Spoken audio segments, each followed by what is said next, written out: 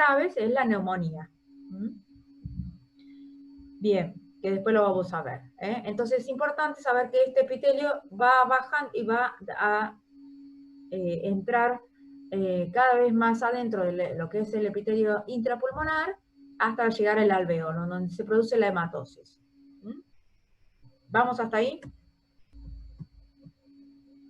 Entonces, luego de la tráquea, ¿sí? Como dije, y fuente, que vamos a ver hasta aquí, fíjense, el bronquio fuente, aquí tienen otra fotografía que está todo lo que es el epitelio, fíjense, la célula caliciforme que secreta el moco, los cilios, las células respiratorias, y está todo en la vía aérea, todo en la vía aérea. Y llegamos hasta el bronquio fuente. El bronquio fuente se divide en derecho e izquierdo, ¿sí? ¿Por qué? Porque va, ¿sí? Entonces, ustedes hacen esa división, la división hecarina, el derecho, ¿sí? Es como el dedo gordo, es corto, ancho y vertical, y el izquierdo es largo y horizontal. ¿Por qué? Por las divisiones que tienen los pulmones. Los pulmones se dividen en lóbulos. El pulmón derecho tiene 3 lóbulos y el izquierdo tiene 2 lóbulos, ¿sí? Y esas ramificaciones de los bronquios que entran al pulmón, ¿sí? El bronquio fuente, ¿sí?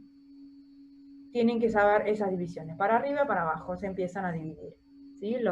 Las divisiones. Bien, vamos hasta ahí. Y adentro del pulmón, ¿sí? Tenemos preguntas. Chicos, si no yo sigo. Ustedes pregúntenme. Adentro del pulmón ya estamos en la vía aérea intrapulmonar. Se divide en una zona también de conducción, una zona de intercambio gaseoso, y luego las pleuras. ¿Qué son las pleuras? Son como sábanas que recubren el pulmón.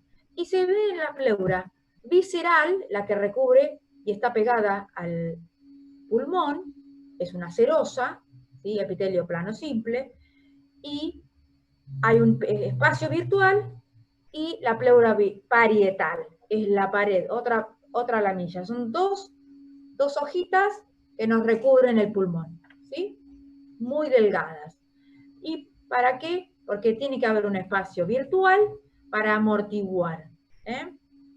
Bien.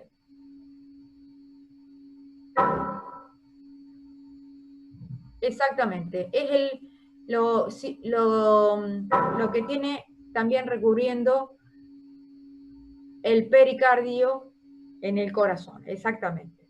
Es una laminilla que recubre cada órgano. Todos los órganos tienen una pared parietal y una pared visceral. Correcto. Bien. Para protección. Vamos a ir entonces entrándonos aquí tienen las divisiones, entrándonos en la zona de conducción. La zona de conducción intrapulmonar, ¿sí? Va a dividirse de forma dicotómica, ¿sí? Di de 2, en los 2 pulmones, por eso es dicotómica. Asimétrica e irregular. Irregular, totalmente, obviamente, porque no es lo mismo el pulmón derecho, que dijimos que tiene 3 lóbulos, y el pulmón izquierdo, que tiene 2 lóbulos. Irregular y asimétrico, porque no, de los 2 lados no se dividen de la misma, igual, los bronquios del lado derecho que del lado izquierdo. Eso significa. Por eso tenemos que saber que es dicotómica para los 2 pulmones, irregular y asimétrica, ¿sí? Y esa división se va a dividir y se llaman divisiones según las generaciones. ¿Qué es lo que les decía hoy? Que se divide, esas divisiones en medicina se las toman. Yo no las voy a tomar, simplemente que la zona de conducción, a grosso modo, se divide en bronquios.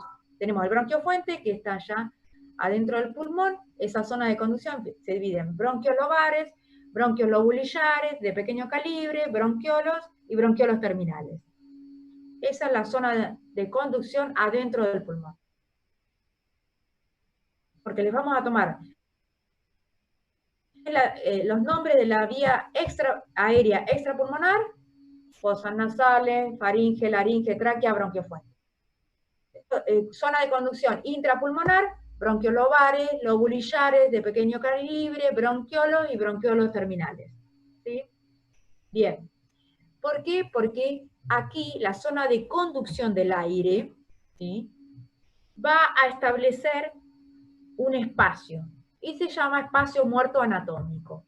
Es la zona de conducción del aire que va desde la vía aérea de conducción intrapulmonar hasta la salida extrapulmonar. ¿Sí? Entonces, de las fosas nasales hasta el bronquiofuente, hasta el bronquiolo terminal, ese se llama espacio muerto anatómico. ¿Y qué es el espacio muerto anatómico? Si le preguntamos, es la zona de conducción extrapulmonar e intrapulmonar. Así es. ¿Mm? Y aquí, ¿sí?, como habrán escuchado, el soplo bronquial o la respiración es cuando ocultamos en la zona del laringo traqueal un ruido o una turbulencia de este aire, así como la sangre circulaba de manera lineal dentro de los vasos sanguíneos, el aire circula de la misma manera.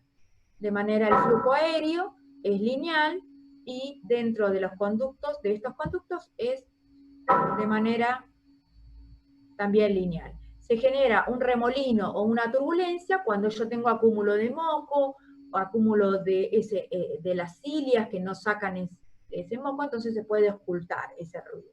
Hace una turbulencia, ¿sí?, y se puede ocultar más adentro también, por eso nos ocultan, ¿sí?, a nivel de acá de la parte por debajo de la clavícula, ¿sí?, genera un ruido esa turbulencia porque el aire, sus moléculas chocan con las paredes y hace una turbulencia, se puede ocultar, eso es el soplo bronquial.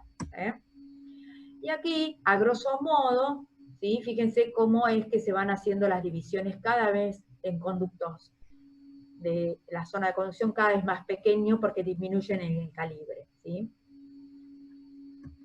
Bien. Y la zona de intercambio gaseoso, ya estamos en lo que es los bronquiolos respiratorios, ¿sí? Luego del bronquiolo terminal, inicia la zona de intercambio gaseoso, y está formado por los conductos, los bronquiolos respiratorios, ¿sí?, y el conducto alveolar, el saco alveolar y el alvéolo propiamente dicho.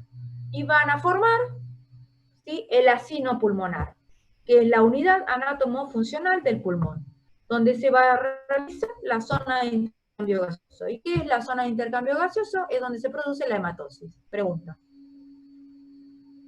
En la revisión dice que el espacio muerto es la porción de aire inspirado que no participa de la hematosis y no queda ocupado la vía aérea de conducción a la zona, y que queda ocupado por la vía de conducción a la zona no profundidad. Sí, es lo que acabo de decir. Zona, porción de aire inspirado que no participa de la hematosis. ¿Y yo qué dije? Es la zona, la vía aérea extrapulmonar e intrapulmonar, hasta los bronquiolos terminales.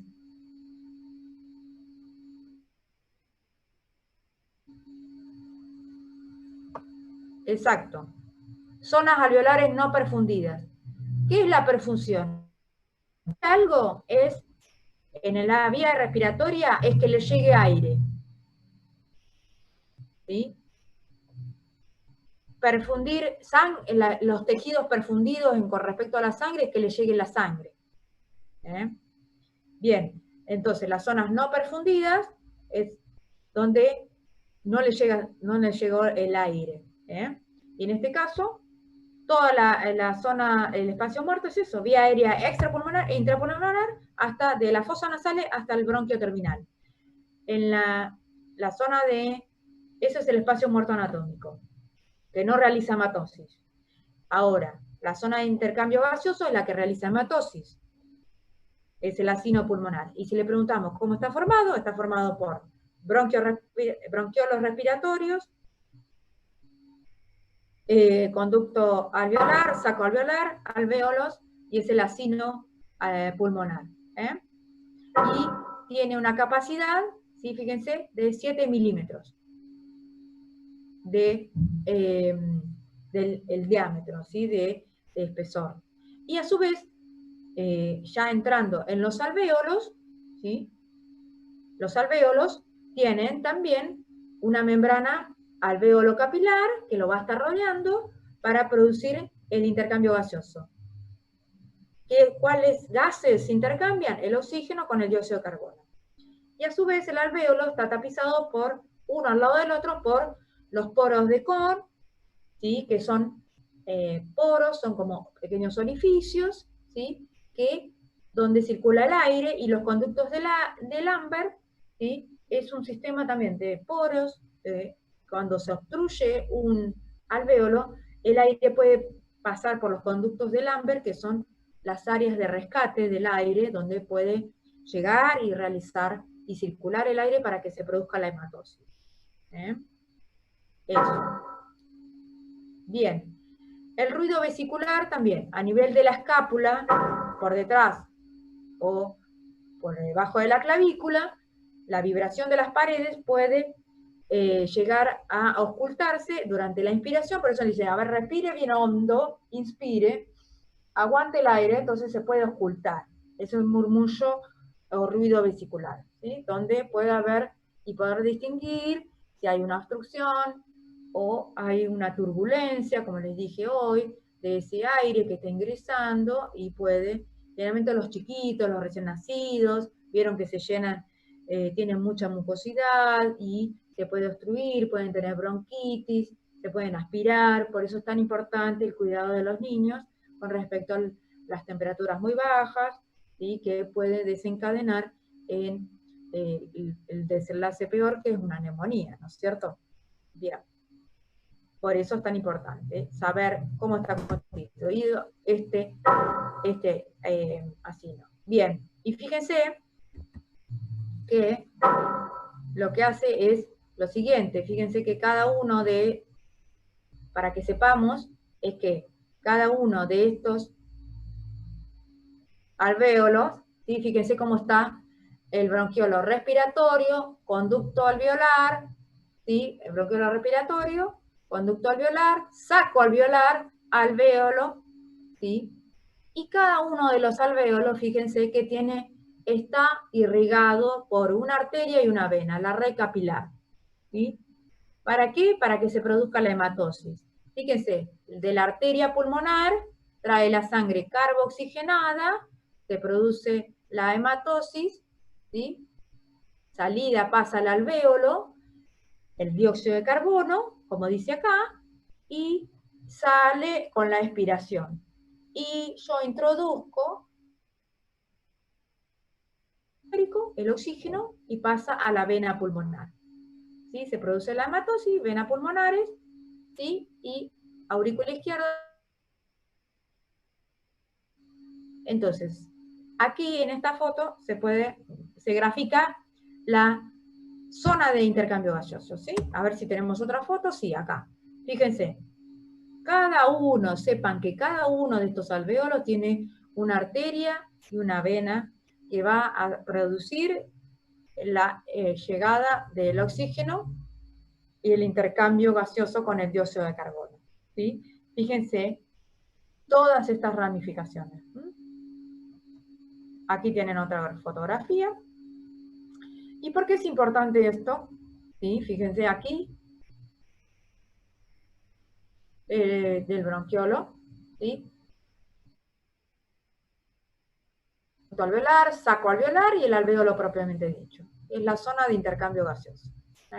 Aquí tenemos, fíjense, los poros de Kohn, ¿sí? Que acá tenemos un macrófago, como les había puesto en la fotografía esta. A ver dónde está. Aquí nosotros tenemos el capilar, que trae no solamente sangre, sino tiene inmunoglobulinas, macrófagos, pueden llegar los neutrófilos cuando tenemos una infección por alguna bacteria, tenemos el macrófago alveolar, y hace que todo esto tenga esa zona, pueda llegar, fíjese, para el ataque de algún microorganismo que pueda ingresar por la vía aérea, ¿sí? A grosso modo. Aquí en los conductos, en el epitelio, tenemos la síntesis de IgA, ¿sí? Para protección, ¿sí? ¿Se entendió? Bien. Vamos hasta ahí. Aquí tenemos que diferenciar. Ahora bien, acá tenemos, fíjese, el alvéolo, ahí, acá, cada alvéolo, ¿sí? Con su epitelio, que ahora lo vamos a ver. Aquí tienen las capilares, y cada alvéolo se va a producir el intercambio gaseoso. ¿Y dónde se realiza esta hematosis? En el alvéolo y el capilar, en la membrana alvéolo-capilar, que es, tiene 5 capas, esta membrana alvéolo-capilar, yéndonos de la parte aérea del alvéolo hacia el capilar, ¿no es cierto? Bien, esa bolsita que ustedes, siempre va a estar rodeada por un capilar, entonces, y vamos a tener la membrana del capilar, y la membrana, el epitelio del capilar, y el epitelio del alvéolo, ¿no es cierto? Bueno, esto va a estar formado por, fíjense, el epitelio del aire que ingresa, difunde los gases, el oxígeno entra al capilar y sale de manera inversa el dióxido de carbono. Entonces, tiene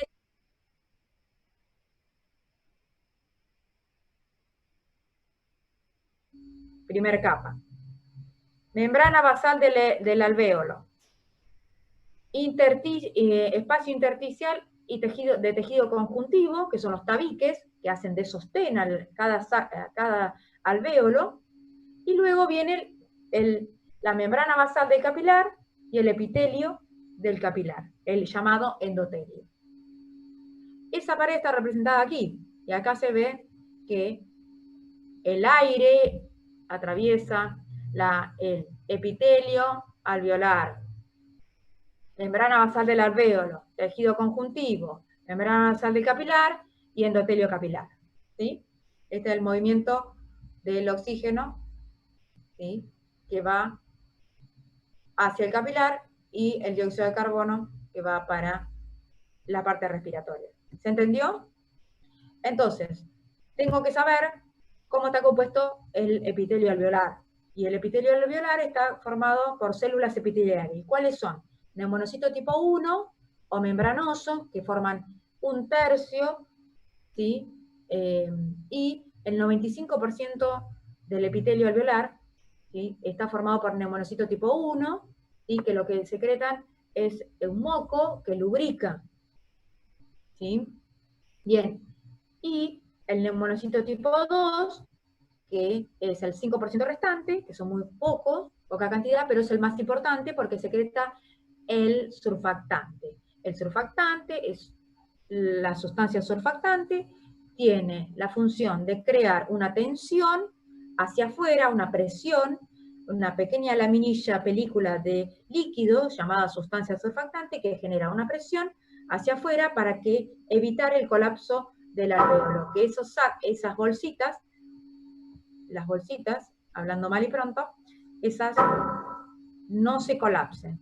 ¿Sí? Es como un globo que está inflado todo el tiempo y que no se colapse. Porque si se colapsa, ¿qué pasa?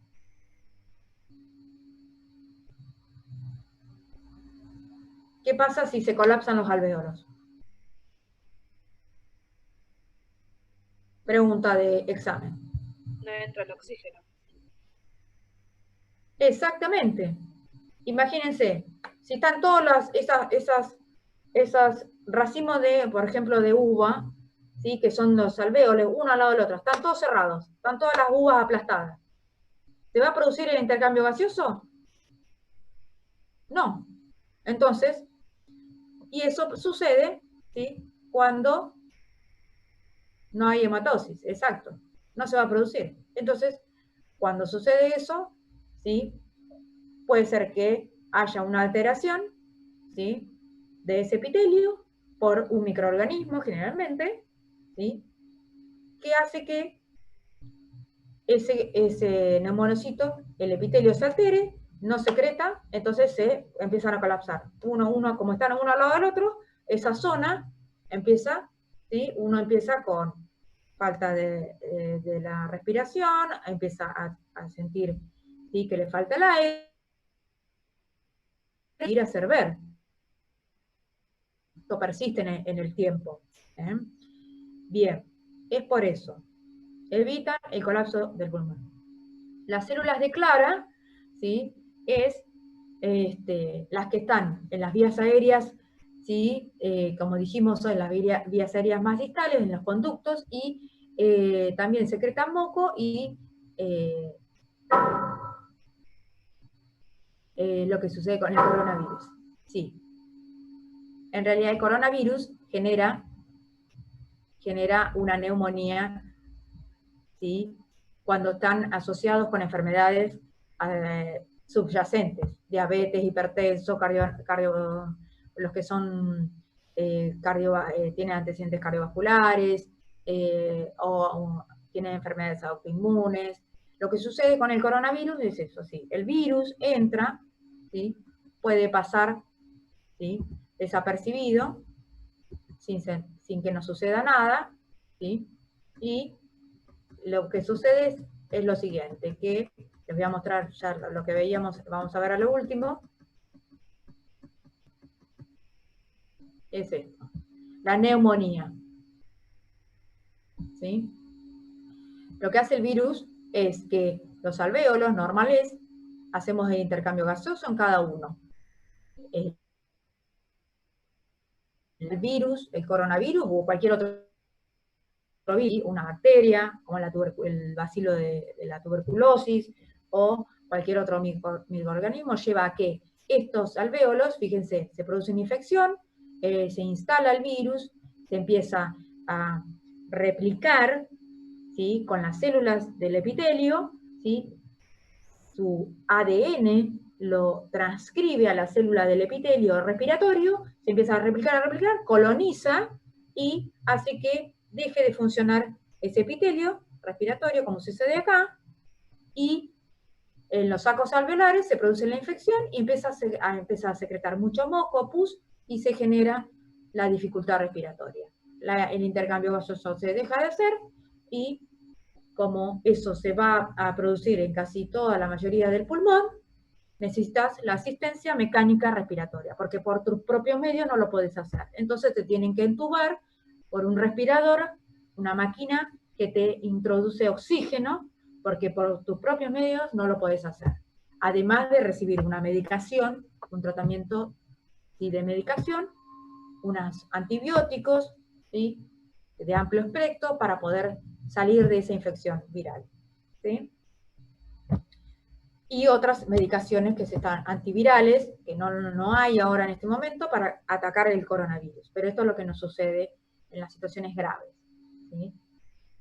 ¿Se entiende? Es llegar a un colapso de todos los alvéolos de una zona. Yo puedo tener afectada una zona, pero ya cuando se va agravando, ¿sí? Y otros pasamos desapercibidos, otras personas vieron que ahora lo tuvieron, ¿sí? Son positivos, tienen que hacer reposo, empezaron con fiebre, decaimiento, tos seca, bueno, eso es toda la alteración del epitelio respiratorio, tos seca, fiebre, dolor de cabeza, ¿qué más? ¿Qué otra sintomatología? Tos seca, fiebre, dolor de cabeza y ya expectoración, moco, ¿sí? Mucho moco. Bueno, cuando el moco ya o el virus se instaló respiratorio a nivel del lleva a que en esta situación un bien que estamos evitando.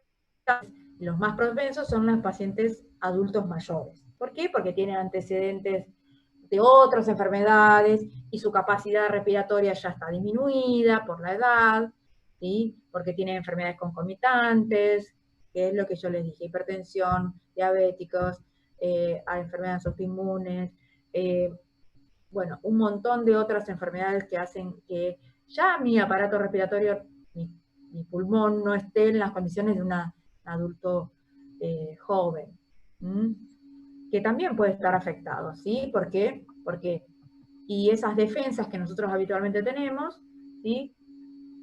Quizás, ¿sí? Yo que tengo 40 años, me agarra y, como ha sucedido, muy pocos son muy pocos de personas jóvenes que han terminado con desenlace fatal, que es la muerte. Pero seguramente ese periodo de incubación, de tratamiento y demás no llegó a tiempo, por eso el desenlace fue fatal. No lo sabemos, porque una persona sin antecedentes entre comillas, ¿sí? Porque no lo declaró o no sabíamos, pero bueno, eso es lo que está sucediendo ahora. Lamentablemente es un virus que se transmite, ya les dije, lo vimos por las gotitas de las pérdidas insensibles de la vía aérea, se transmite y es muy infeccioso en cuanto a la dosis del inóculo que yo puedo transmitir a una persona estando cerca, hablando así pegado, entonces nos tenemos que cuidar. Es muy infeccioso. Entonces hay que cuidarse con el barbijo, ¿sí? Tomar distancia y todos los cuidados de aseo personal si vamos a trabajar o vamos a estar en un ambiente con otras personas, ¿sí? Todos los cuidados que tenemos que tener. Si los tenemos, seguramente esto va a pasar y vamos a salir de esta situación. Pero lo más grave es lo que sucede, llegar a esta neumonía. Bien, ¿se entendió? ¿Vamos a seguir? Profe, ¿puedo hacer una pregunta? Sí, pregunte. En las neumonías o un paciente que padeció de TBC, ¿los alveolos se logran recuperar al 100%? No. 100% nunca. Se logran recuperar la mayoría de la recuperación de salida del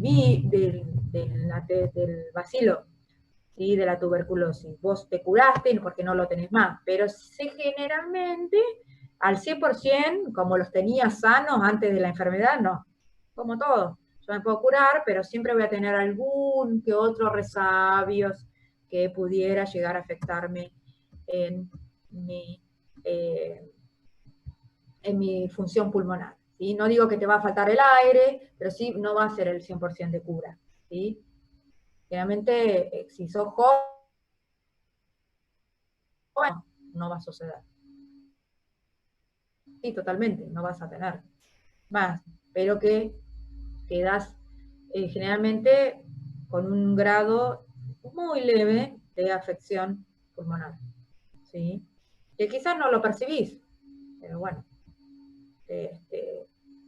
todo el tiempo por ahí hay que tener otros cuidados de esas personas que han tenido la tuberculosis, ¿sí? Bien. Bueno, aquí tenemos otra fotografía que hace a la red capilar, la difusión de los gases. Acuérdense que cada alveolo tiene su rama arterial y venosa y se produce el intercambio gaseoso. Bien, ahora vamos a ver lo que recubre y lo que permite las dos fases de inspiración y de la ventilación y la fase de expiración. ¿Quién lo logra? Lo logramos gracias a que tenemos una caja torácica formada por un esqueleto, la parte ósea, las pleuras y los músculos, ¿sí? Que nos permiten estos procesos, ¿sí? El esqueleto son todo lo que es, como ven acá, la parte ósea.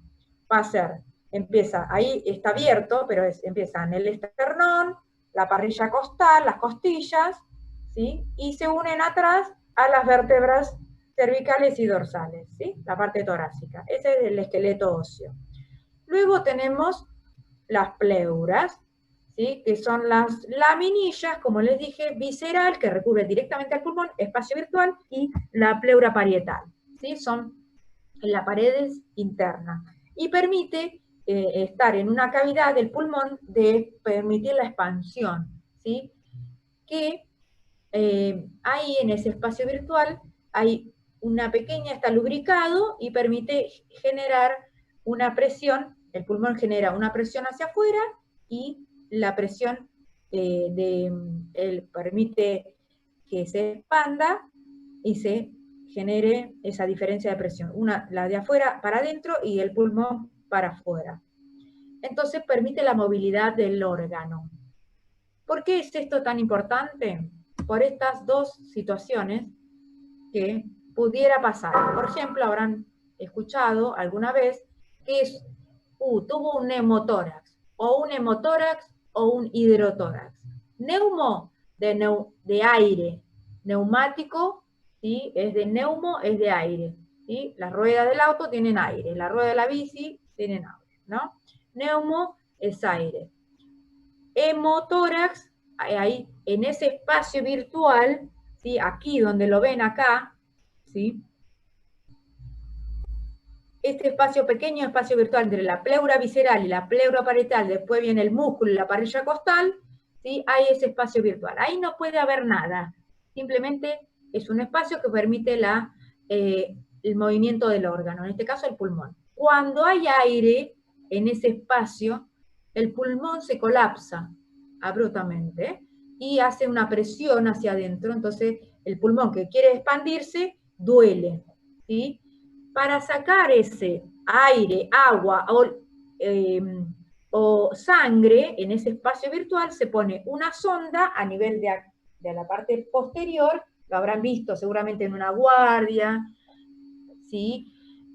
O lo habrán escuchado, no, me pusieron una sondita y me sacaron el aire, el agua, el líquido o la sangre, ¿sí? Por un golpe, un accidente en la vía pública, un golpe muy fuerte en un fútbol, X. Eso puede suceder, sí, pregunta. Hidro es agua, hemo es sangre, sí. Entonces, fíjense que se introduce una pequeña incisión y se introducen entre la parrilla costal hacia esa pleura y se saca lo que no tiene que haber ahí ni agua, ni líquido, ni sangre, ni aire. ¿Por qué? Porque se sucede esta situación. Generalmente cuando hay accidentes o de arma blanca, lo habrán escuchado, ¿sí? En la tele, bueno, fíjense, el aire genera una presión hacia adentro, hace que el pulmón, ¿sí? Que genere una presión hacia afuera, ¿sí? Se repelen las propiedades, el pulmón normal generalmente hace esa pared, hace una presión hacia afuera, es una presión inversa, y el pulmón hacia adentro, entonces los dos se repelen, entonces el pulmón se puede expandir, y gracias a ese espacio virtual.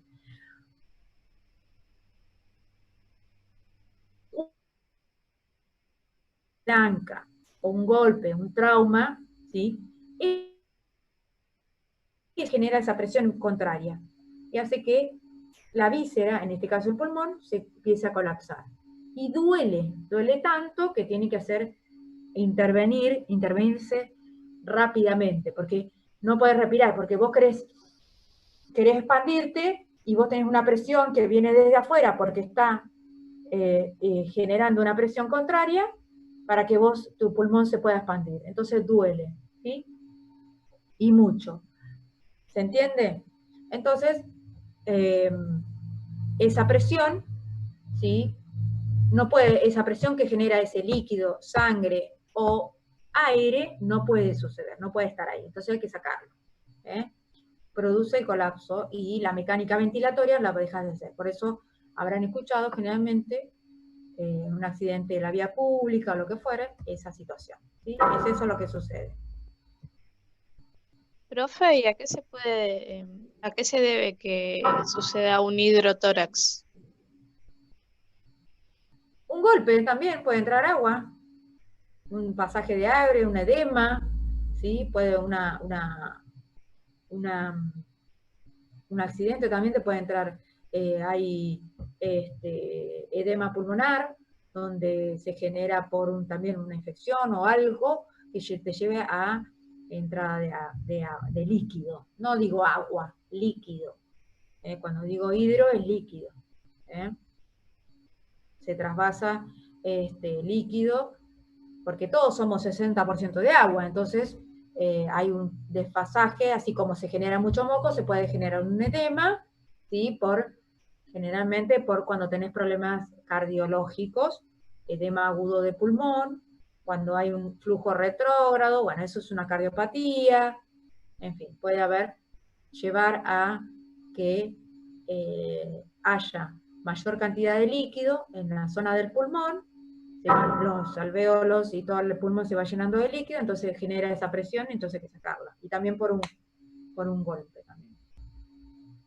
¿Por qué saco esto? ¿Por qué? Bien.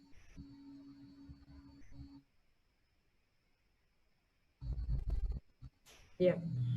Entonces,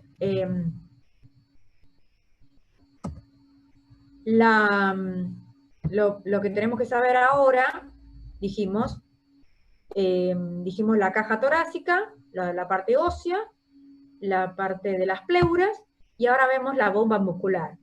Hay músculos, ¿sí? Y el principal músculo que permite el proceso de inspiración, ¿sí? El principal es el diafragma.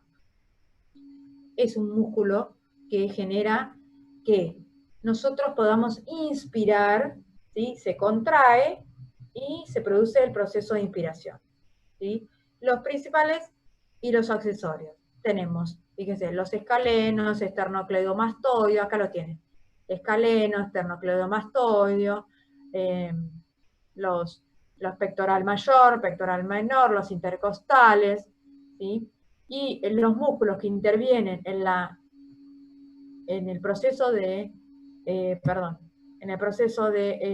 mecánica cuando se exhalan, fíjense la dirección de los músculos. Ustedes practiquen. Cuando inspiran, se contrae el diafragma, el único músculo y el principal que se contrae es el diafragma, y genera que ingrese la mayor cantidad de pulmones, ¿sí? Y luego exhalo. La diferencia entre la mecánica inspiratoria es que la mecánica de la inspiración es un proceso activo.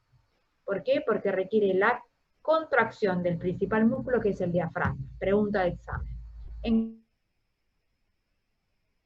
No interviene la contracción de ningún músculo. Es un fenómeno pasivo, ¿sí? Donde el músculo vuelve, ¿sí? No es que se contrae para poder exhalar. Ustedes no hacen fuerza para exhalar. Es un fenómeno pasivo. Sí hacen una contracción para inhalar, ¿sí? En el fenómeno de inspiración para incorporar el oxígeno. Pero la expiración es un fenómeno pasivo. Pregunta de examen. ¿Sí? No se contrae ningún músculo. Si bien los músculos, como tenemos los torácicos y los abdominales. Lo que se puede llegar a preguntar, ¿quién interviene cuál es el principal músculo de la inspiración? Si es un fenómeno, la inspiración es un fenómeno activo o pasivo. El diafragma se contrae o se relaja. ¿O qué músculos intervienen? ¿O cuáles son los accesorios? ¿O cuáles son los principales? ¿Cuáles son los músculos de la expiración?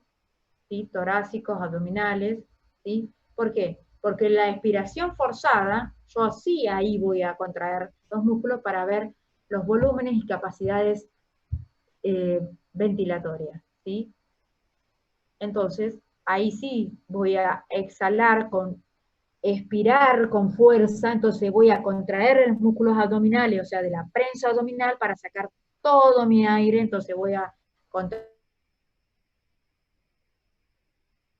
los transversos y voy a exhalar con fuerza, y esto se hace cuando tenemos que hacer una espirometría en los deportistas de alto rendimiento o cuando tenemos algún problema respiratorio para medir los volúmenes y capacidades pulmonares, que eso lo vamos a ver ahora. Pero sepamos que el diafragma es un músculo estriado esquelético que nos permite la mecánica de la inspiración, y es en el fenómeno activo. Y está inervado el diafragma por lo que ustedes ya saben, ¿sí? El nervio frénico, que viene de la raíz, ¿sí? Fíjense, de la parte nerviosa, de los espinales, ¿sí? Y va a inervar con sus ramillitas, ¿sí? Fíjense que baja, baja, baja, baja, baja, hasta aquí, ¿sí? Fíjense que viene de arriba, el nervio frénico, y sus ramillitas, y llevan, cuando hay una actividad de la mecánica de yo tengo que inspirar o aumentar mi mecánica ventilatoria, me lleva a que se contraiga para inspirar y exhalar. Se relajen los músculos, ¿sí? Se relaja el diafragma para expirar, ¿sí? Entonces, puedo decir que la mecánica de la inspiración, fíjense, ¿cómo es? En la inspiración, ¿sí? El modelo bicameral, ¿sí? Esperen que está más acá.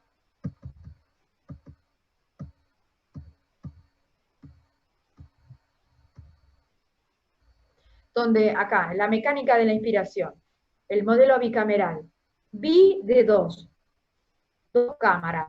Dijimos que tenemos la parte torácica y la parte abdominal. Entonces,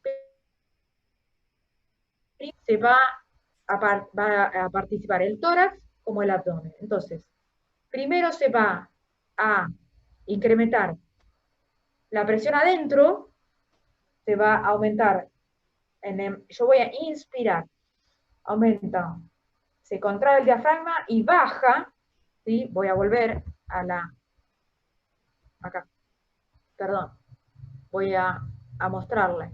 La mecánica de la inspiración, el modelo bicameral, primero se contrae el diafragma, inspiro, aumenta cefalocaudal, ¿sí? El tórax. Aumenta el diámetro cefalocaudal.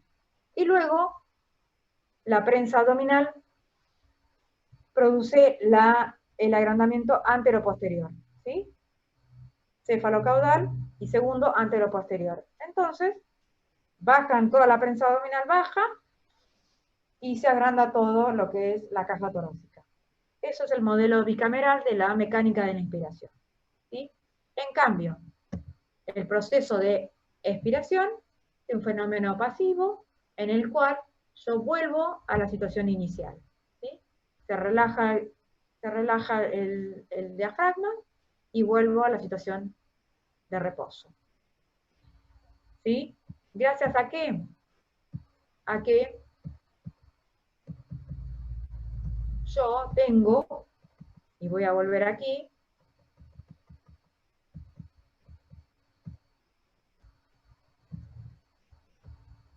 a esta fotografía, que, fíjense, si yo les pregunto cómo es la mecánica de inspiración, por el modelo bicameral. Primero, se contrae el diafragma, el músculo acá,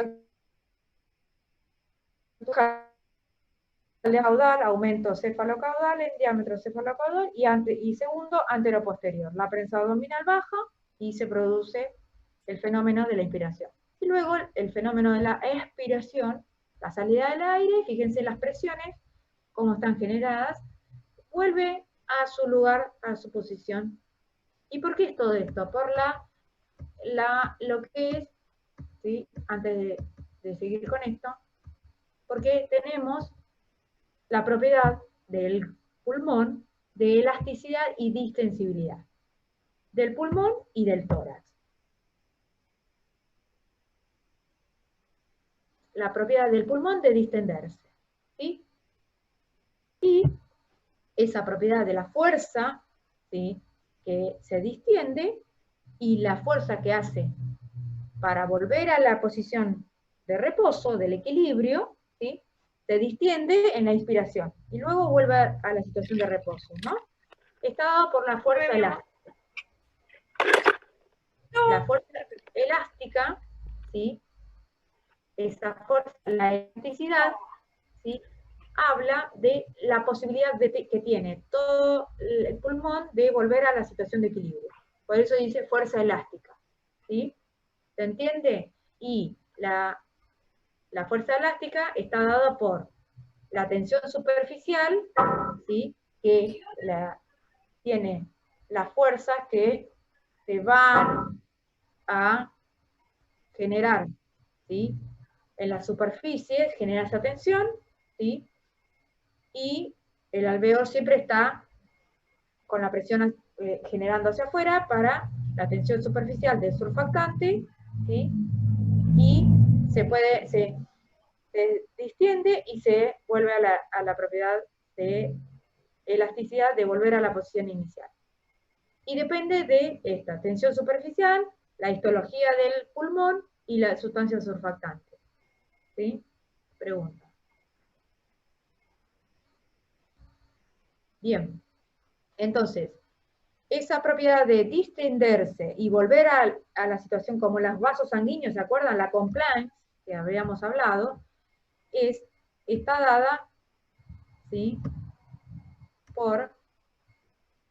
del aparato fórmula de la compliance es la relación entre la variación del volumen, que se ensancha cuando en la fase de inspiración, y la presión que ejerce, entonces, del aire almacenado sobre ese cuerpo. Y el retroceso de volver al equilibrio. Esa es la compliance, ¿sí? Volumen sobre presión. Esa es la capacidad que tiene el pulmón de distenderse, llenarse de aire y volver con la fuerza elástica del pulmón, volver a la situación de equilibrio. Para, inspiro, exhalo. Inspiro, exhalo. Y eso está dado, vuelvo a repetir, depende de 3 factores. De la tensión superficial, la histología del tejido pulmonar y del surfactante, que era el que permitía que no se colapsen los alvéolos. ¿Sí? Entonces, es lo mismo, el pulmón es como si ustedes les di ayer el ejemplo a los chicos, la esponja Mortimer. ¿Sí? La parte amarilla de la esponja Mortimer.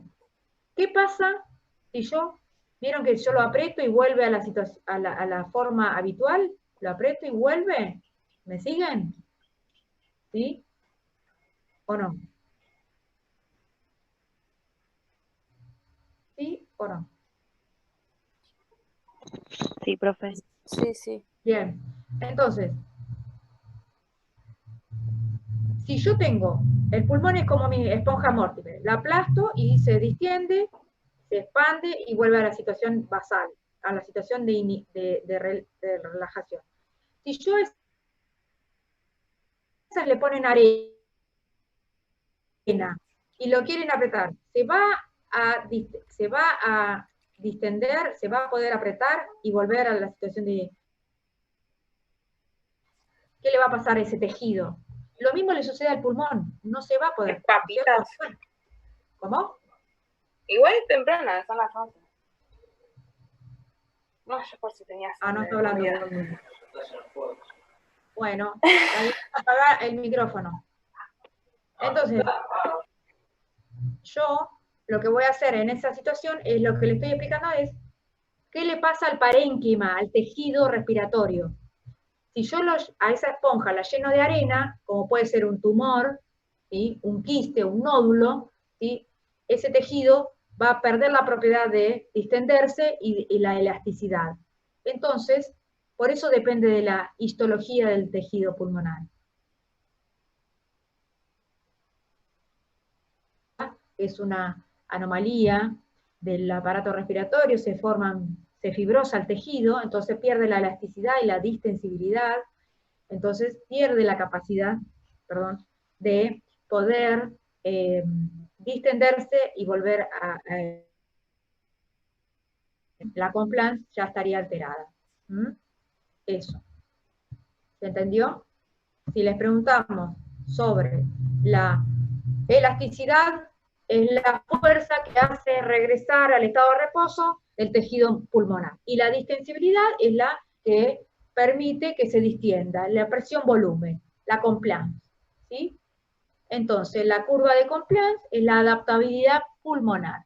¿Y para qué es esto? Para que sepamos que tenemos fuerzas estáticas del pulmón y del tórax y fuerzas dinámicas que están ejercidas por el flujo aéreo. ¿Sí? Bien. No les voy a tomar ni las fórmulas, ni nada. Simplemente que sepan las propiedades del tejido muscular, qué es elasticidad, qué se distiende, qué es la elasticidad, y la compliance, más que nada, es la adaptabilidad del pulmón, de distenderse y ser un cuerpo elástico. ¿Sí? Bien. Y aquí va con el sistema tóraco-pulmonar, que es el que permite tóraco-pulmonar, tórax y pulmón. Las fuerzas estáticas del tórax y el pulmón actúan sincronizadamente en la fase de inspiración, que se distiende, Y en la fase de expiración, el tórax vuelve a permitir su equilibrio a estado de reposo. ¿Sí? Eso significa. ¿Sí? Bien. Esto de flujo aéreo es lo que les decía hoy, nada más, es para que lo refresquen, es como el flujo de sangre adentro de los vasos sanguíneos, ¿sí? El flujo del aire, ¿sí? La conducción del aire es laminar, ¿sí? Constante, a una velocidad constante, ¿sí? No hay ninguna turbulencia, como un cilindro donde se movilizan rápidamente las moléculas del aire. En cambio, si se hace un flujo turbulento o transicional es porque las vías aéreas, las paredes están obstruidas, disminuyen el calibre o el diámetro del vaso sanguíneo, el moco, ¿sí? Lleva a la disminución de ese diámetro de conducción del aire. Entonces empiezan a chocar las partículas, ¿sí? Con ese moco, entonces se hace un flujo turbulento, ¿sí? Y que hace que choquen las partículas y se produzca el flujo transicional turbulento. Y se puede ocultar cuando hay esos ruidos, ¿sí? Que puedan tener se puedan ocultar de la vía aérea, ya sea superior o intrapulmonar. Y el flujo difusional es el intercambio gaseoso, la difusión de los gases a través de la membrana alveolo-capilar. Bien. Y volviendo a lo que veníamos hablando, ¿sí?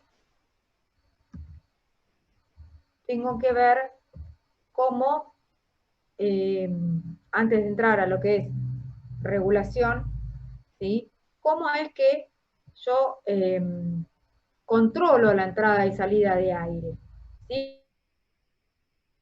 Y ustedes, por ejemplo, que no están pensando, ay, ¿respiro más rápido o respiro más lento? O me voy a dormir y, ay, ¿voy a respirar o no voy a respirar? No, es el control automático, ¿no es cierto? Y está dado por el bulbo y la protuberancia en el tronco del encéfalo, ¿sí? ¿Se acuerdan? Encéfalo, protuberancia, bulbo, médula espinal, ¿sí?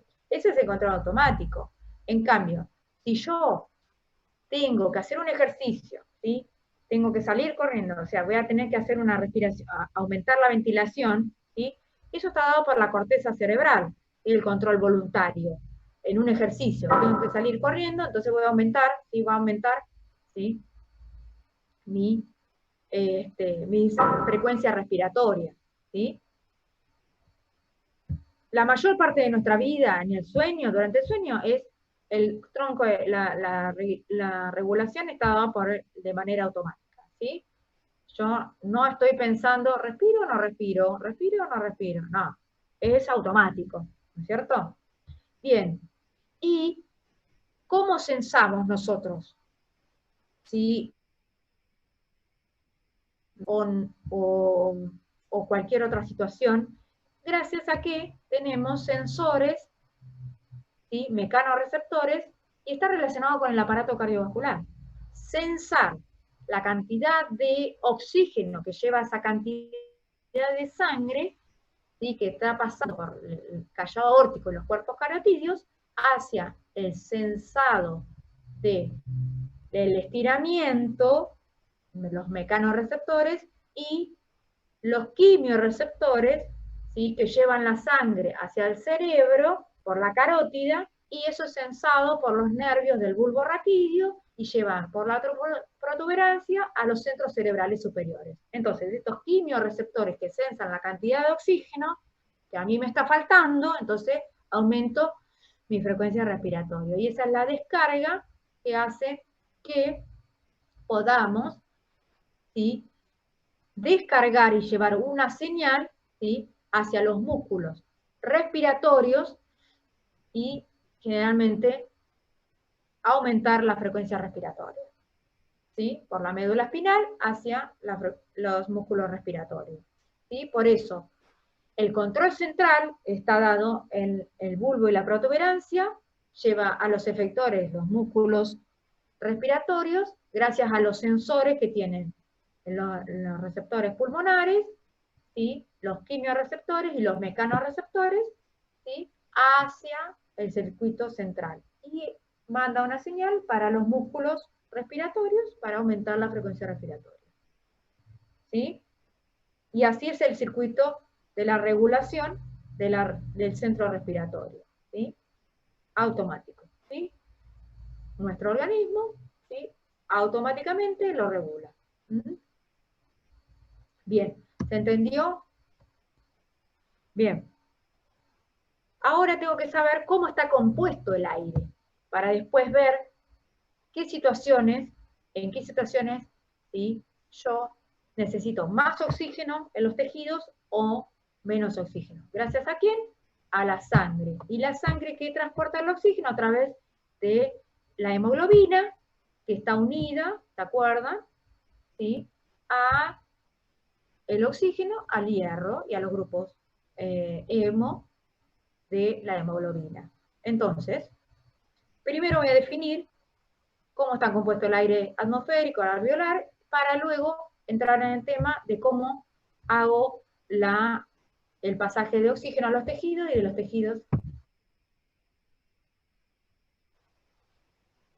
Entonces, voy a definir qué es el aire atmosférico. El aire atmosférico, ¿sí? Está formado, ¿sí? Por, fíjense como les puse ahí,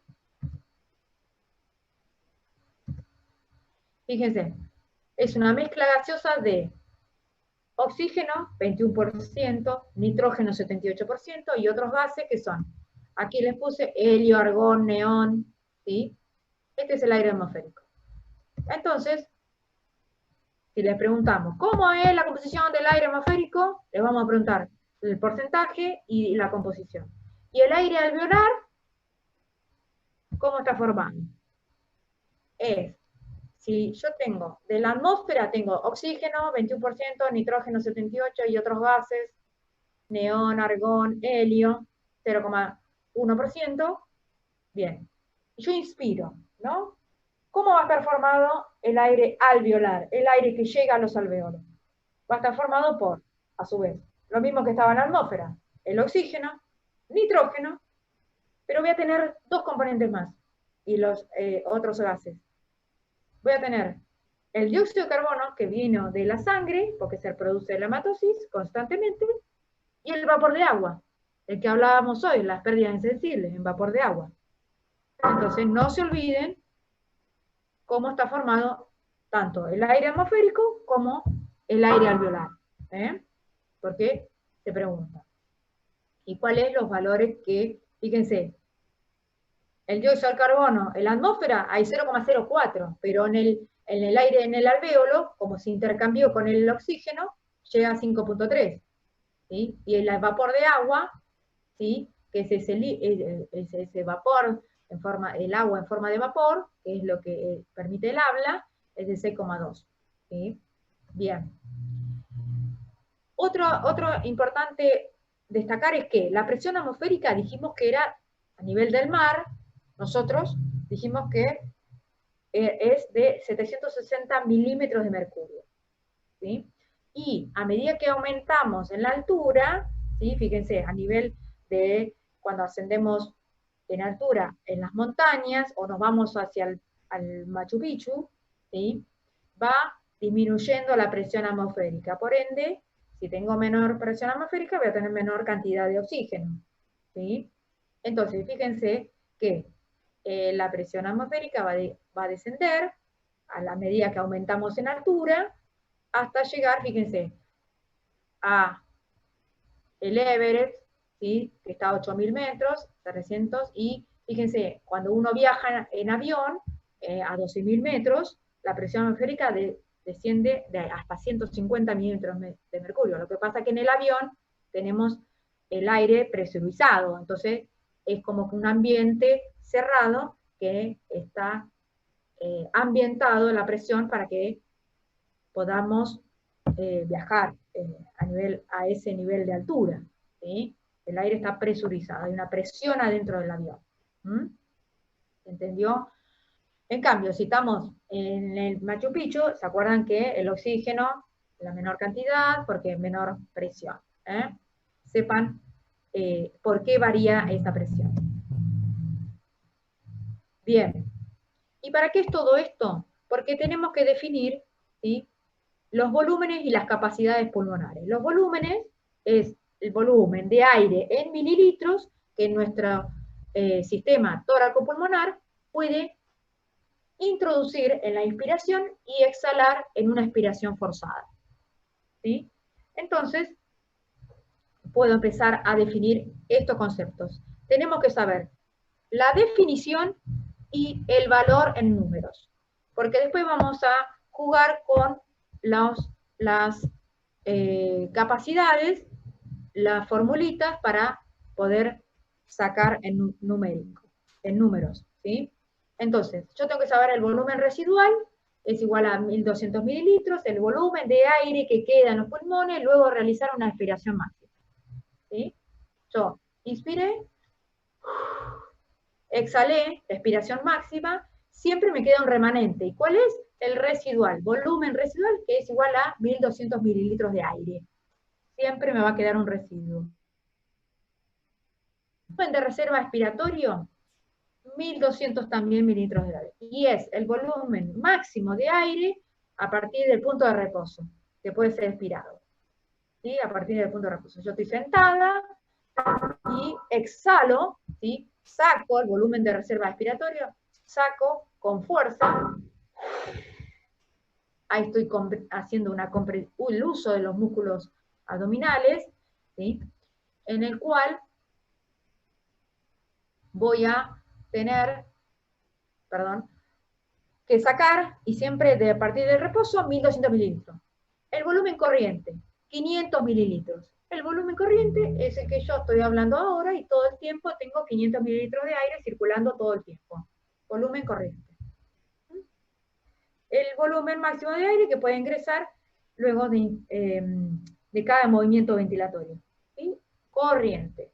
Bien, y el volumen de reserva inspiratorio es que a partir del reposo es lo máximo de aire que puedo inspirar. Entonces yo, una inspiración máxima. Entonces estoy sentada,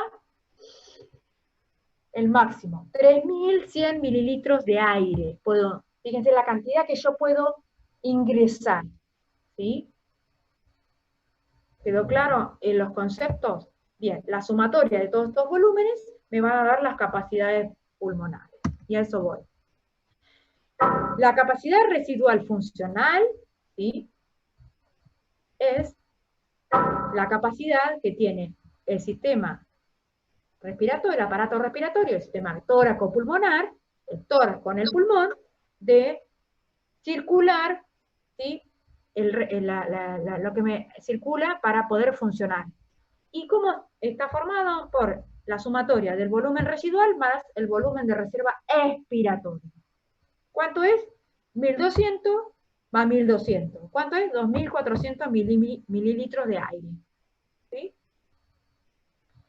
Bien, la capacidad inspiratoria va a ser que yo le sumo el volumen de reserva que inspiro, desde la base y el máximo que inspiro, la capacidad inspiratoria va a ser lo que yo puedo inspirar, lo máximo que puedo inspirar, más el volumen corriente, que es el que circula constantemente en los movimientos ventilatorios. Entonces va a ser de 3600 mililitros.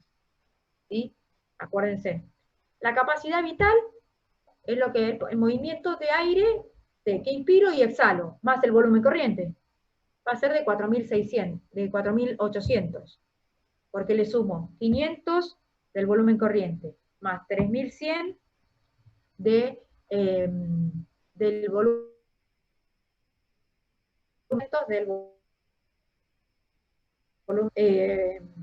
expiratorio. ¿Sí? Entonces, puedo definir el volumen, la capacidad vital.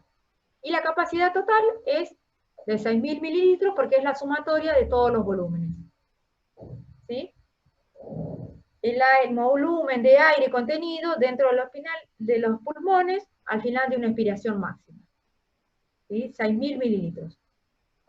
Entonces, puede haber en el examen cuál es la capacidad vital, solo preguntarles el número, o preguntarles cuál es la sumatoria, de qué volúmenes hacia la capacidad vital, cuál es la capacidad total, pulmonar total, en números o en la fórmula, y cuál es la capacidad residual funcional, ¿sí? Por eso tenemos que saber volúmenes, definición y cada uno de los valores, para poder entender qué capacidad. Y esto se mide con la espirometría, por ejemplo, deportistas de alto rendimiento, o cuando tenemos alguna patología, por ejemplo, el EPOC.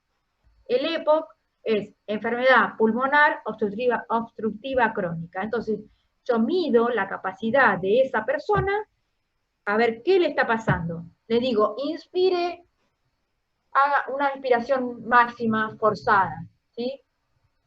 Está en el reposo y le digo, expiración, ¿sí? Entonces van midiendo a dónde es que, y tu capacidad, ¿para qué? Para hacer un tratamiento, ¿sí? Y en cada uno de estos, ¿dónde tenés el problema? En la inspiración, en la expiración, ¿sí? Entonces eso va a determinar tus capacidades pulmonares. Generalmente para alto rendimiento, junto con la parte cardiológica, ¿sí? Para eso. Bien, ¿se entendió? ¿Por qué? Porque yo puedo, gracias a esto, voy a determinar la ventilación pulmonar. La ventilación pulmonar, entonces, es el volumen de aire movilizado entre la atmósfera y los pulmones por unidad de tiempo. Esa es la fórmula. Volumen pulmonar es igual a volumen corriente por frecuencia respiratoria. Entonces, puedo definir que el volumen corriente, ¿de cuánto era? 500 mililitros, ¿sí?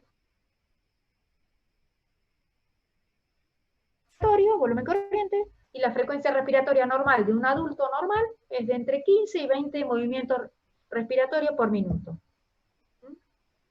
Y habíamos dicho que el espacio muerto era la vía aérea de conducción del aire que no realizaba hematosis. ¿Y cuánto es en volumen de aire de todo, de la vía, de las fosas nasales hasta los bronquiolos terminales que no realizan hematosis? Es de 150 mililitros de aire. ¿Sí? ¿Quedó claro? Lo tengo que recordar, tanto la fórmula como la cantidad de mililitros de aire. ¿Por qué? Porque yo les voy a preguntar o la fórmula, o la cantidad de movimiento respiratorio, la frecuencia BR, acá me confundí. BR, chicos, frecuencia respiratoria. 15 a 20 movimientos respiratorios o respiraciones por minuto. Eso es lo normal. Se les puede preguntar cuál es la frecuencia respiratoria normal, cuál es la fórmula de la ventilación pulmonar, cuál es el volumen en mililitros del espacio muerto anatómico o del espacio muerto, ¿sí? ¿Y por qué yo voy a definir esto? Porque tengo que definir, ¿sí? Si yo sé que la ventilación pulmonar es el volumen corriente, que el volumen corriente es, vuelvo a repetir, es el volumen de aire movilizado por cada movimiento respiratorio, que depende de mi frecuencia respiratoria, que lo normal es de 15 a 20, y si yo estoy aumentando la frecuencia respiratoria, por ejemplo, de 20 a 40 movimientos respiratorios, eso, cuando corro, por ejemplo, cuando voy a hacer un ejercicio, ¿sí? Me va a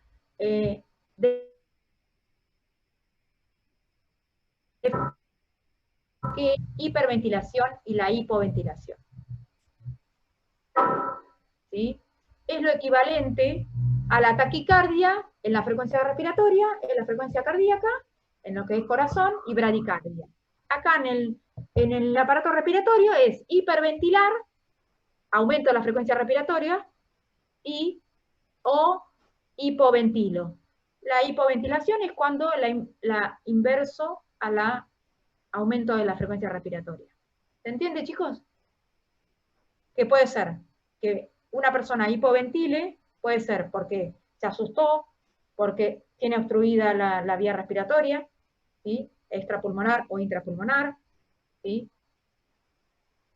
Un montón de situaciones. Porque tiene un problema que no puede regular en el centro respiratorio, ¿sí?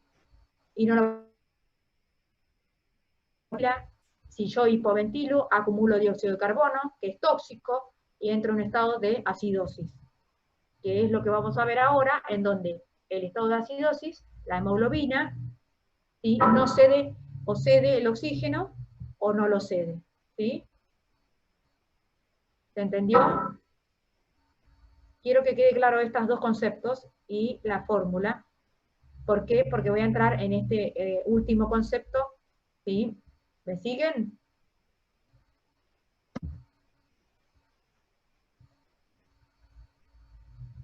¿Sí? Bueno, perfecto.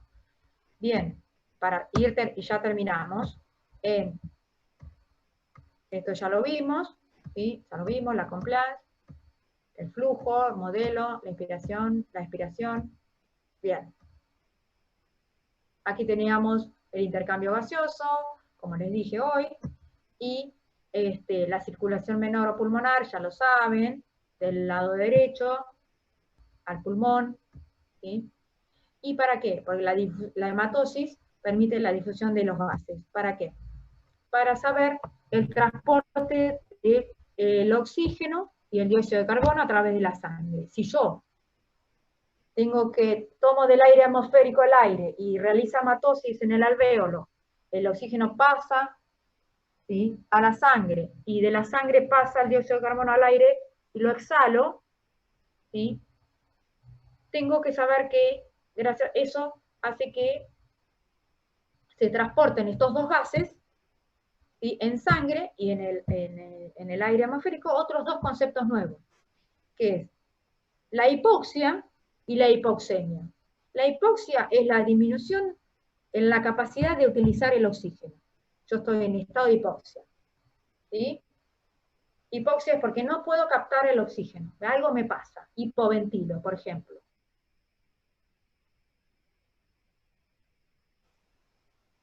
Entonces, lo dejo, no puedo captar ese oxígeno en los tejidos, ¿sí? Eso es hipoxia. Hipoxemia es la disminución de la cantidad de oxígeno en sangre, ¿sí? Y se mide por la presión arterial de oxígeno. Yo saco una muestra de sangre, se la doy al bioquímico en el laboratorio y le digo, medime la cantidad de sangre, y se saca sangre arterial, que es la que mide la presión arterial de oxígeno, es la que me va a dar la cantidad de oxígeno que yo tengo en sangre, ¿sí? Entonces, ¿y por dónde circula la sangre? ¿Cómo es transportado el oxígeno vía sangre?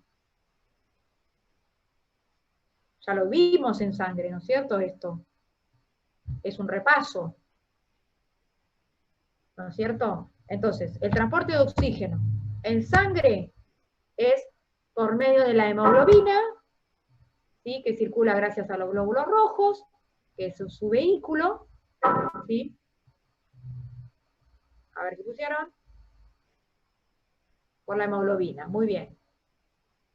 Exacto. 98%, ¿sí?, 0,5 es de transporte a través de la sangre, como forma de oxihemoglobina, unido a la hemoglobina. Es un compuesto reversible, ¿sí?, que tiene la capacidad de liberarlo a los tejidos, en los capilares de oxígeno, entonces lo cede, la hemoglobina se lo cede, y a través de intercambio con dióxido de carbono, formando, ¿sí?, transformándose en desoxihemoglobina. Y el dióxido de carbono, ¿cómo se transporta? ¿Sí? En la carbonato plasmático se llama. Son todas preguntitas de examen, chicos. 90%, circula el dióxido de carbono a través de la sangre como bicarbonato plasmático. El 5% restante, ¿sí?, como compuestos carbamínicos, y un resto del otro 5% como disuelto en plasma. Muy pequeña cantidad, pero el 90% está circulando a través de... Ese es el que van a dar en el dedo, hipoxemia. No, ese es el saturómetro. Saturación, mide la saturación de oxígeno.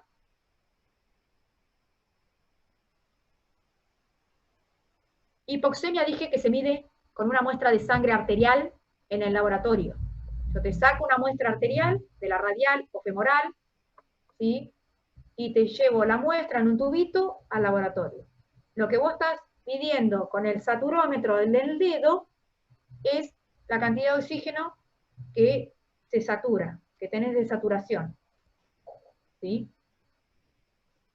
Por ejemplo, estás saturando, tu tejido está saturando, por ejemplo, lo normal es de 98% para arriba, 95% para arriba, ¿sí? Es el saturómetro.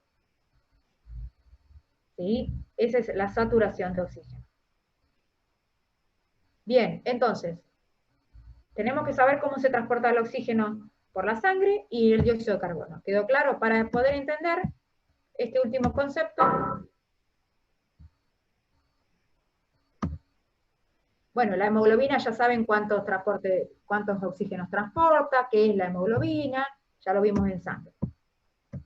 Bien, entonces, yo tengo que saber estos tres conceptos de qué. La curva de disociación de la hemoglobina, seguramente lo vieron en fisiología de la sangre los que cursaron, ¿sí? Pero lo vamos a repasar, ¿por qué? Porque yo en renal voy a tener que regular y gracias a la oxigenación, o sea, la inspiración que ingresa el oxígeno, se une, pasa a la sangre, en la sangre unido a la hemoglobina, y circula y llega a los tejidos para oxigenar. Entonces, depende de la presión parcial de oxígeno y en la cual la hemoglobina se satura a un 50%.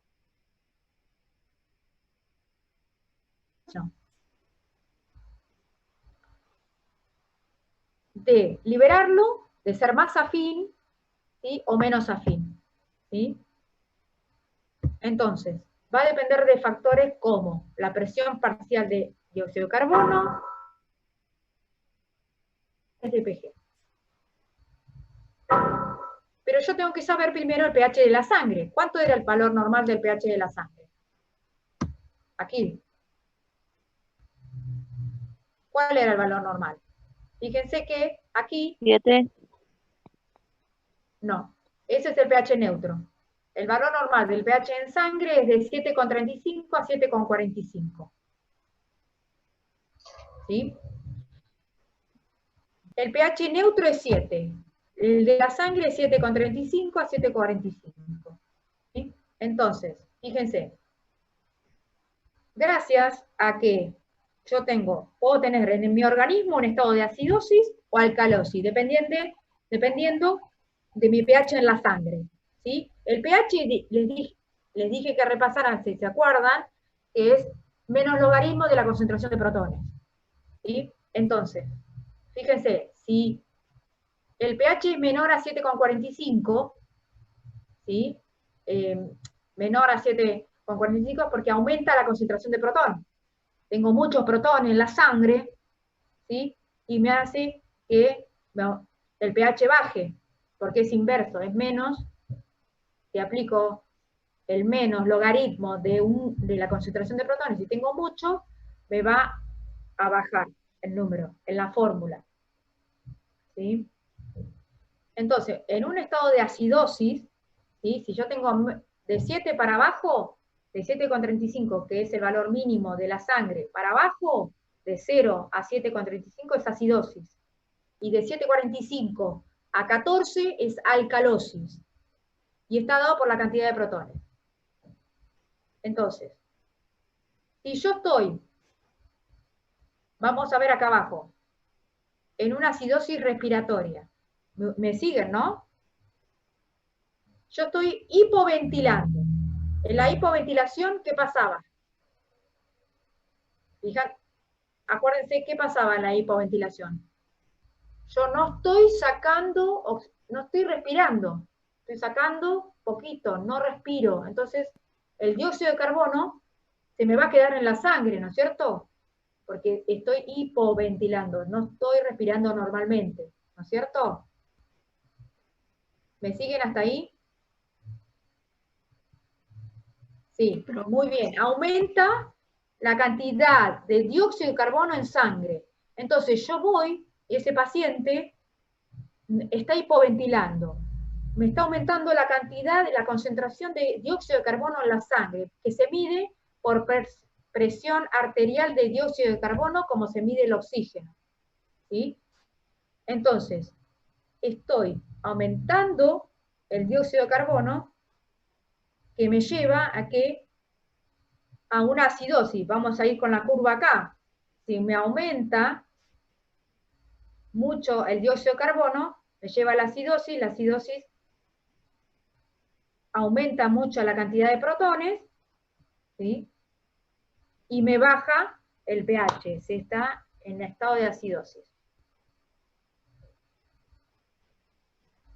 Acidosis respiratoria, porque yo, ¿sí?, estoy sin eliminar ese dióxido de carbono. Y por la fórmula esta que yo les dije anteriormente, aquí, la ecuación de Henderson-Hasselbalch, si yo tengo mucho de dióxido de carbono, la fórmula se va a ir a formar para este lado, ¿me siguen?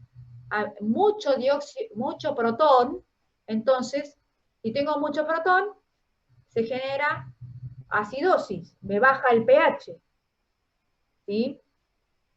Entonces, el estado de acidosis, ¿qué le pasa a la hemoglobina con el oxígeno? ¿Lo va a ceder a los tejidos o se lo va a guardar? Esa es la pregunta que me tengo que hacer. Entonces aquí yo les puse esta diapo, ¿sí? Si la curva se va a ir a la derecha o hacia la izquierda, va a tener desviaciones para disminuir la afinidad de la hemoglobina por el oxígeno, ¿sí? Fíjense aquí, para la derecha es la verde, entonces, si me aumenta, dijimos, la cantidad de dióxido a la derecha, ¿sí? La hemoglobina, ¿qué va a hacer? ¿Se va a quedar con el oxígeno o la va a liberar? Acidosis, me aumenta la temperatura, me aumenta las 2,3 dpg y me baja el pH. Que esas son las 4 variables que me van a hacer que la desviación, ¿sí?, dijimos, de la hemoglobina va a quedar con el oxígeno, va a ser más afín o menos afín. Eso es. El desplazamiento, como dice acá, de la curva hacia la derecha significa que disminuye la afinidad de la hemoglobina por el oxígeno. Entonces, lo va a ceder a ese tejido que está necesitando oxígeno. Entonces lo va a liberar. Entonces, me va a ceder el oxígeno, menos afinidad. Claro, menos afinidad, entonces ese oxígeno que está unido a la hemoglobina se va a liberar, y lo va a liberar en ese tejido que está con acidosis, con fiebre, aumento de la temperatura, con con pH bajo, por supuesto, y con el 2,3 dpg, que es el nutriente que necesita el glóbulo rojo para hacer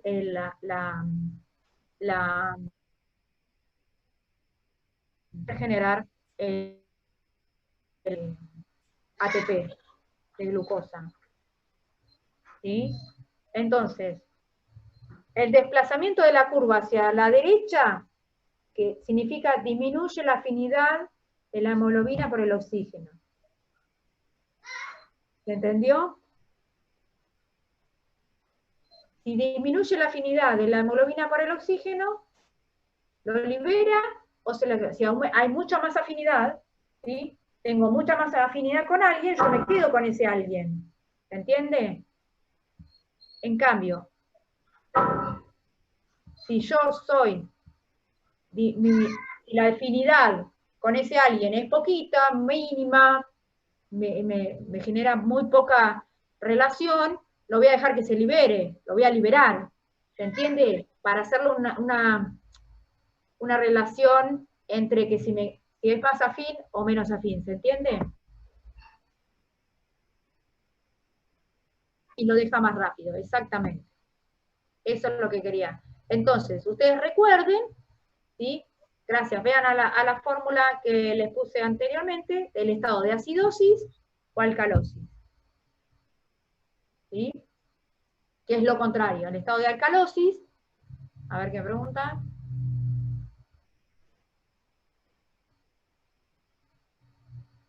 Bien. Entonces, yo estos dos gráficos se los voy a mandar. Entonces puedo definir, ¿sí? Esta situación. Este cuadrito se los voy a mandar, ¿sí? Para que lo tengan y puedan interpretar y estudienlo bien este cuadrito, porque yo ahora en renal, el miércoles que viene, el jueves que viene, vamos a ver renal y lo vamos a volver a ver. ¿Por qué? Porque el órgano, el pulmón y el riñón son los que regulan, ¿sí? El pH, el equilibrio ácido-básico. ¿Sí? Así como la hemoglobina en un estado de acidosis va a ceder el oxígeno a ese tejido, ¿sí? El estado de ácido base lo va a regular juntamente el pulmón con el riñón. Por eso tengo que saber cuál es el valor de pH sanguíneo, cuál es el estado de acidosis, de qué valores, y el estado de alcalosis. ¿Qué sucede con el dióxido de carbono? Si me lo guardo, ¿sí? O si estoy en hiperventilación, que es todo lo contrario. Yo saco dióxido, saco oxígeno, entro oxígeno, estoy hiperventilando, entonces la concentración arterial de dióxido de carbono es baja, estoy en estado de hiperventilación, en estado patológico, ¿sí? Entonces, en el cual la presión arterial de dióxido de carbono es baja, estoy en estado de alcalosis, ¿sí? Si me baja la cantidad de dióxido de carbono, ¿sí? Me lleva a formar mucho bicarbonato y me baja la concentración de protones, por eso me aumenta el pH, ¿sí? Vuelvo a repetir, lo que yo tengo que saber es la curva de disociación de la hemoglobina. Si lo cede, hacia la derecha cede todo el oxígeno. Porque tengo que saber por qué. Porque hay acidosis, un pH bajo, estoy con temperatura, aumento de temperatura, mucho 2,3 de pg, y con el pH bajo. Si la curva se desplaza hacia la izquierda, ¿sí? Es porque no lo cede, está bien, todo lo contrario, en estado de alcalosis. Claro, exactamente. El riñón va a reabsorber menos bicarbonato, es lo que quería, vamos a ver la semana que viene. El riñón, lo que hace el bicarbonato de esa fórmula, porque todos tenemos que saber que la fórmula esta de Henderson-Hasselbalch, de dióxido de carbono más agua, forma ácido carbónico que se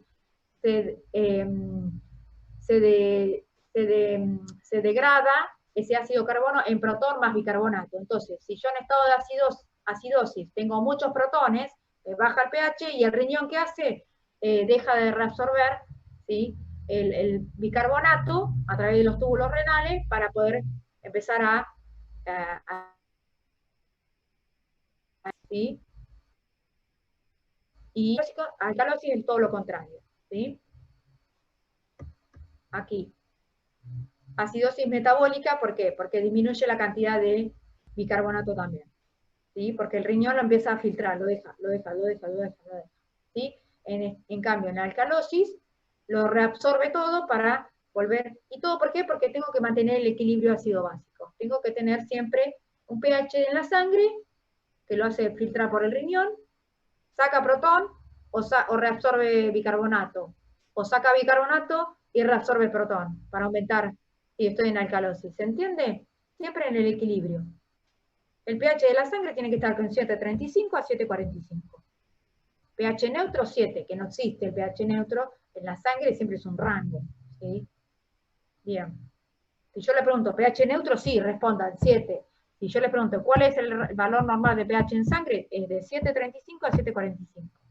¿Sí? Bien. Y aquí les había dado otros grafiquitos de pH, el 2,3 de pG, ¿sí? Y las patologías, ¿sí?, que les había dado era la neumonía, y acá se me borraron, no sé por qué, pero bueno, un cáncer, ¿sí?, de pulmón, ¿sí? Generalmente ustedes pueden tener, seguramente habrán escuchado, hacer a un paciente, se le puede extraer un lóbulo de un pulmón o una porción de pulmón, ¿es compatible con la vida? ¿Qué opinan? Sí, se puede. Muy bien, se puede. Yo puedo respirar con una menor porción, porque es la capacidad respiratoria. Acuérdense de los volúmenes que da mi capacidad. Si yo tengo un tumor en el ápice, me pueden sacar la parte superior de ese tejido, de ese parénquima que está todo tumoral, está todo enquistado, quiste o fibroso por el tumor, entonces me pueden sacar. Ahora bien, no puedo vivir con un pulmón como sucede con el riñón, ¿sí? No. Generalmente, la capacidad pulmonar va a tener una disminución importante, pero voy a tener un tratamiento que me va a ayudar a respirar y voy a tener otro tipo de vida, estilo de vida, para adaptarme a mi capacidad pulmonar. Por eso tengo que saber las capacidades y los volúmenes. Los volúmenes me determinan la capacidad, ¿sí? Por eso. ¿Sí? ¿Se entiende? Ah. Y aquí no sé qué pasó, pero bueno, lo voy a arreglar. Lo que les decía era que tenemos que saber esas patologías. Esperen que voy a buscar lo de, creo que lo puse por acá. Las otras patologías son la bronquitis, el neumotórax, aquí, ¿sí? Hemotórax. Ustedes creo que lo tienen. Yo no sé qué toqué, que borré sin querer.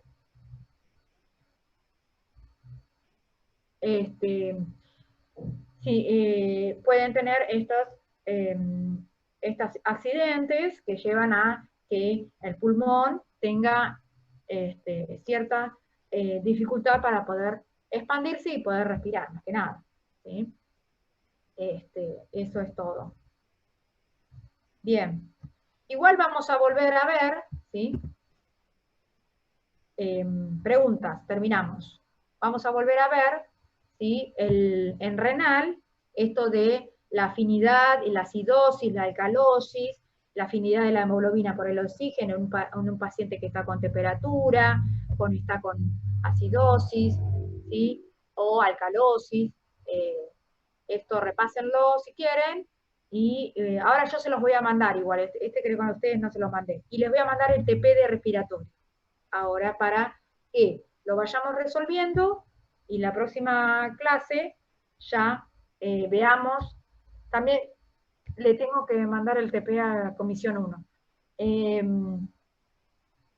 Lo que tengo que hacer es mandárselo a la Comisión 1, el TP. Y a ustedes también. ¿Preguntas?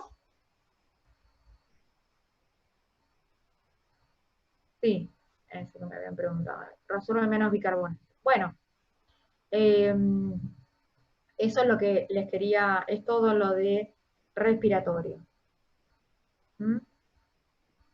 ¿Preguntas? Las páginas, sí, de renal es del 23 al 27, para renal, ¿sí? No hay novedades aún sobre los parciales, no van a ser online, no. se tiene que, es presencial, sí o sí. No hay novedades, lamentablemente hasta ahora seguimos igual, con las clases virtuales, aprovechenlas. Yo la verdad que hoy les decía que no sé por qué no están, hoy estaban, bueno, ustedes son muchos más, no sé si se dieron de baja o qué. Lo que sí les digo que el cronograma lo seguimos respetando y cuando se levante la cuarentena se verá de hacer el examen presencial. Por eso tenemos que seguir con el cronograma. ¿Sí?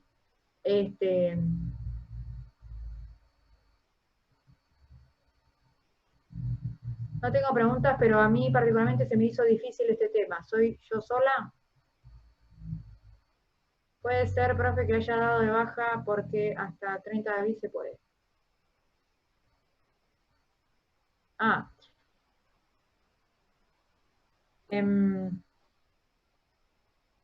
Es una materia que sí, es difícil de comprender cuando uno no tiene la base de referencia, de biología, histología, anatomía, pero bueno, en la medida que podamos ir teniendo estas clases, donde se les pueda explicar, ¿sí?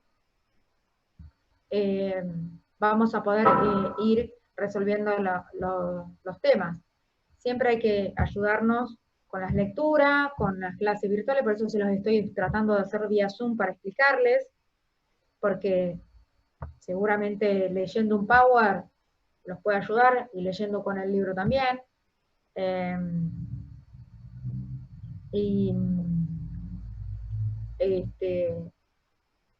Se va a ir complejizando, por eso es necesario. Es una materia que no tiene correlatividades, pero bueno, les cuento que ahora explico de lo de pH de nuevo. Vamos a buscarlo aquí.